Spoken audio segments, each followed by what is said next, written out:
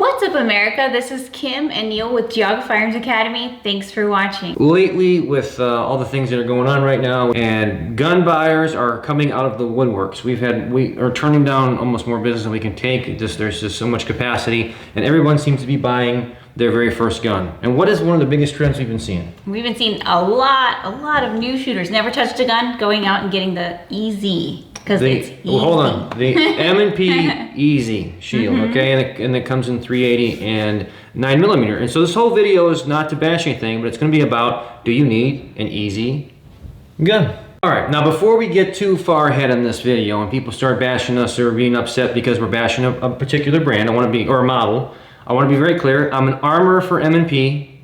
Smith and Wesson is one of my favorite top brands. If I can only buy one gun, that'd probably be it. Show them what we got. I've got one in pretty much every flavor and size you can imagine. I have them all. It's like a collector's item, right? So I'm by no means... that was mine. That's right. I can't lose this one. By no means am I against Smith and Wesson or the EZ pistol per se, but I think that we're looking at solving a problem that probably doesn't exist. So the issue I have is that it's kind of the same blanket thing that happens all the time. We used to be with revolvers and so forth. I'm some idiot dude and I'm gonna go out and buy my wife or girlfriend a gun, and of course I'm not gonna have any of their input because what the hell they know, I know best. And they go out and they buy something stupid. Something, when I say stupid, meaning it's not the proper gun for them, because we haven't even gotten that phase. You just made a decision for them, right? And so someone will say, here, wife, see if you can rack this gun. And she'll go, oh, this is hard or difficult or whatever. And you gave about 10 seconds, yeah, to a problem that really needs an hour of practice and training, and it would have been solved. Yep, you agree with that? That's true. And so then this guy goes out and buys this EZ. So people gravitate to the EZ. People recommend it for people they think that can't rack a slide. They think it's too hard. They need something that's easier to rack. And there are tips and tricks we're going to go over in just a minute on how to do that, because there's a lot of things you can do to make it easier. Yeah, we'll put a timestamp down below, so you want to skip that, you can. But you have to understand that the EZ does have a purpose, a very good purpose. It's just that I'm seeing a vast majority of people buying this gun, and really it's a tiny segment. It's a real niche type of segment, and that is people with severe disabilities, severe arthritis, or something like that. And even then, I've had 79-year-old female students who can rack a gun. I mean, it's really, once we look at some options and some alternatives to your standard, can you do it in 10 times or not, it makes a big difference, okay? What is my issue with the EZ, if you will? The grip safety is the problem, okay? And I'm not against grip safety per se. Here in the 1911, we got a grip safety. Also on my carry gun, the XDS. Yep, most Springfields have them. And if you look at them, the grip safety is located underneath the beaver tail, the tang at the top, okay? You can see here in the picture that on the EZ, the grip safety starts from the base of the grip, and kind of comes up on an angle. What I found, and it's happened to me even on a 1911 on rare occasions, where when I go to draw this gun, if I don't just hit that just right, I get this issue where the gun won't fire, okay, because I haven't fully depressed that. It's pretty rare on a 1911, and even rare. I've never had it on the XDS, but it's such a little grip. I mean, absolutely. Like, how do you miss it? XDMs, all of them, I've never had an issue with those. But I've had it on several occasions with the EZ because of the way the grip starts from the base. For whatever reason, if there's any slight gap in there at all, I've had students where they get frustrated. They just can't shoot it reliably. And it's not about, yes, if you have a proper grip, it'll work. I can promise you, if I take, to give you an example of the size of my hands, which are pretty big, here's a shield. I mean, I pretty much cover the whole gun. I have pretty large hands, so the fact that I'm not hitting it all the way is not the case. It's just that even when you have a solid grip, sometimes there's just not enough pressure in there to get that to fully engage, and it becomes an issue, okay? Especially under stress, and then also adding into the fact that a lot of these people, like we were saying, are brand new shooters who, you know, haven't been practicing for years and years and years, so. And if it's something that they absolutely have to have, they're the probably less than 10% of the entire market of shooters, that would make sense. But I'm seeing this gun purchased on a large scale for a large number of shooters that don't need it. Let's talk about the next biggest issue, and it's not specific to the EZ, it's about small guns in general. They go for the EZ, which is this is just the regular shield, but the size of the one that usually people are going for. I know they make a larger one too, we understand that, but a lot of people go for the smaller one. So between these two guns, right, and I get that this gun, even with the light on it, is going to be way easier to conceal than this particular gun.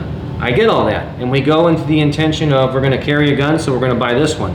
However, the shooting experience between this 9mm and this 9mm, and don't get me started on 380, same concept, gun's super small, is totally different. The amount of felt recoil, okay, and for all the keyboard Nazis, I realize that by using a larger gun, it doesn't reduce the amount of energy, but it does reduce the amount of felt recoil, how much of that energy you actually feel transferred to your hand. Plus, look at the grips on this, okay? Look at the grip size difference. That is not even close. If I line it up top to top, look at the difference there, okay? Even if you have tiny hands, which Kim definitely has, we have different back straps that we can put on here to make it fit. This is Kim's gun. This is, what did I say, your favorite gun to shoot? It is my favorite gun. Okay, so it's just generally going to be easier to be able to shoot a larger frame gun like this. It doesn't have to be a 5-inch gun. I'm just saying a regular full-size gun than a smaller carry gun. The other thing is I know people want to, they want to plan ahead, they're going to carry it. I understand that, but when you first buy a gun, I mean, you're light years away from carrying, I think, honestly. You need to really be confident. This is a big responsibility you're taking. So I hope that you didn't just go buy a gun and then think the next day you're all ready to go. Even if you take a CCW class, there's a lot of training that goes into place. So it's much better if you can invest in a larger gun, learn the fundamentals, and then, eventually graduate down to a smaller one. So I can't say this enough, especially in Ohio. We have a pretty decent requirement. It's an 8-hour course. That's 6 hours in classroom and 2 hours in the range.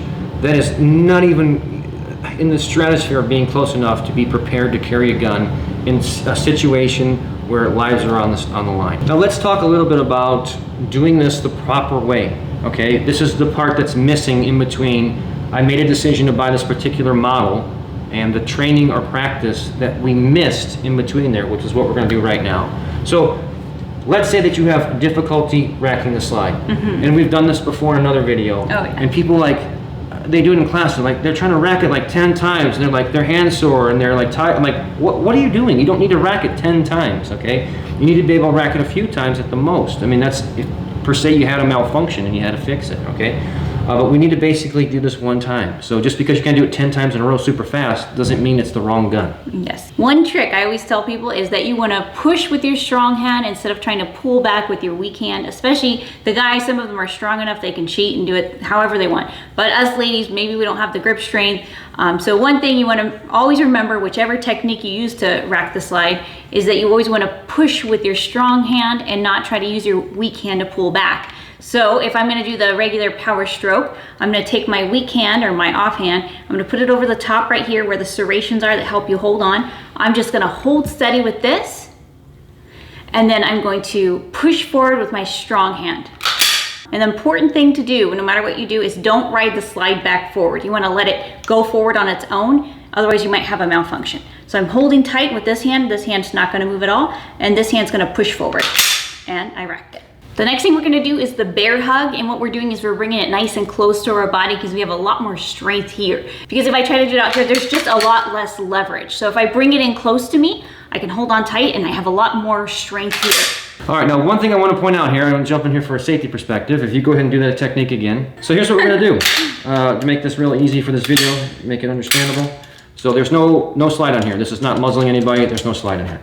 Now, if Kim were to try to rack this with that technique, and I'm shooting next to her, whatever, go ahead. I know you're going to mimic it, right? Obviously, that would be pointed towards me and no good. So how do we do that effectively if we're assuming the camera is our target area? Or I'm going to turn my body and I'm going to rack it this way. Absolutely. So not the gun, your whole body, so that the downrange part is clear. Port here, the only place where the slide's going to hurt you is here in the port or here in the back. That's where you get the slide bite. So just be very careful, because I know this is a larger gun, so when I do the power stroke, I don't have to get anywhere near it just because I have lots of room. But if you have a smaller gun like this one, or you have super large hands. Yeah. So hold on for a second here.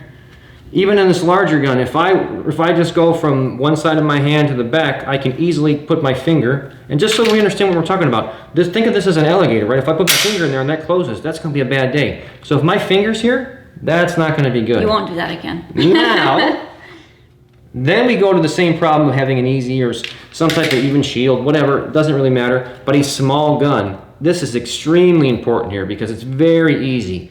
I mean, there's almost no way I can do this without getting my fingers in here. I don't use the power stroke method to rack the gun, but you have to be very, very aware of that because otherwise you're going to be walking around with no pinky or really jacked up.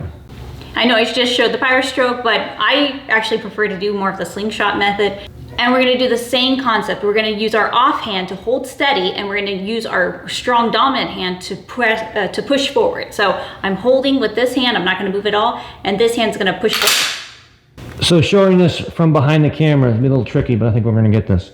So let's say I've shot my last round, okay? Bang, the slide lock's open, okay? I would obviously drop my magazine out, but basically this hand is going to meet, so between my thumb, index finger, just like this, okay? And then this hand is the one that drives it forward. And I keep my hands nice and tight on the gun. And if you get really, really desperate, as long as you have some nice combat edge sights that aren't plastic, so make sure you get good sights, you could even just rack it off a table. You could rack it off a bad guy's face. You could rack it off just about anything. You just press down really hard.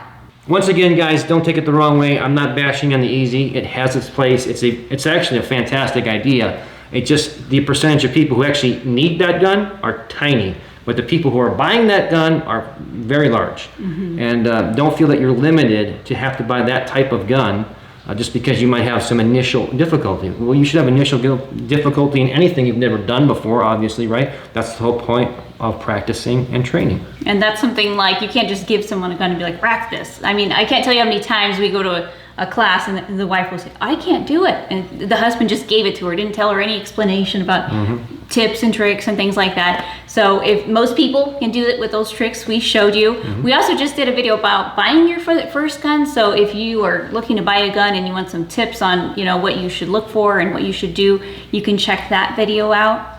We hope you guys found this video helpful. If you did, please give us a thumbs up. We always love to hear from you guys. You can find us on YouTube here, of course. You can find us on Instagram, Facebook, and we put all of our premium content on Patreon. Until next time, remember, it's always better to be judged by 12 than carried by 6.